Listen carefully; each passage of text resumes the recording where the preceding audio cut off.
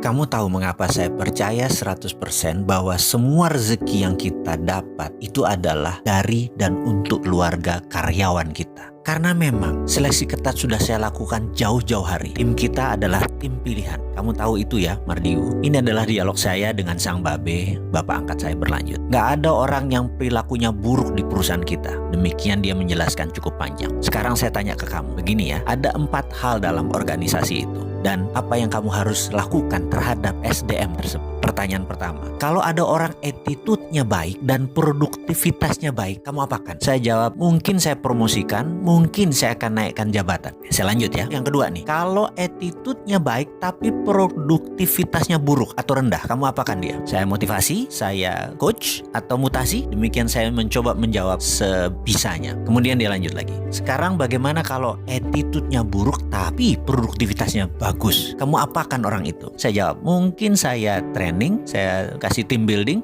Oke, kita lanjut lagi. Sekarang kalau ada SDM kamu yang attitude-nya buruk dan produktivitasnya negatif, akan kamu apakan dia? SP3 mungkin, atau bahkan saya pecat. Oke, begini kalau di organisasi yang saya pimpin lebih dari 25 tahun. Kalau attitude-nya bagus, produksinya bagus, saya bahkan bisa spin off, kasih dia peluang naik sampai direksi atau bermitra. Syaratnya adalah dia terus-terusan melakukan hasil yang excellent. Berikutnya adalah kalau attitude-nya bagus tapi produknya lagi negatif atau minus, saya akan mutasi dia, training dia, team building, bahkan terus dikasih personal coach. Sekarang kalau attitude-nya buruk tapi sangat produktif atau produksinya dia positif, maka orang itu besok saya pecat. Berapapun ongkosnya, saya kasih pesangon, fire him, pecat. Dan terakhir, kalau attitude-nya buruk dan produktivitasnya buruk, saya pecat 2 orang. 1, dia saya pecat. Kedua, HRD-nya saya pecat. Karena pasti HRD-nya main dan tidak becus. Jadi ingat, hire on expertise, fire on attitude. Tidak ada ampun, hanya kita pilih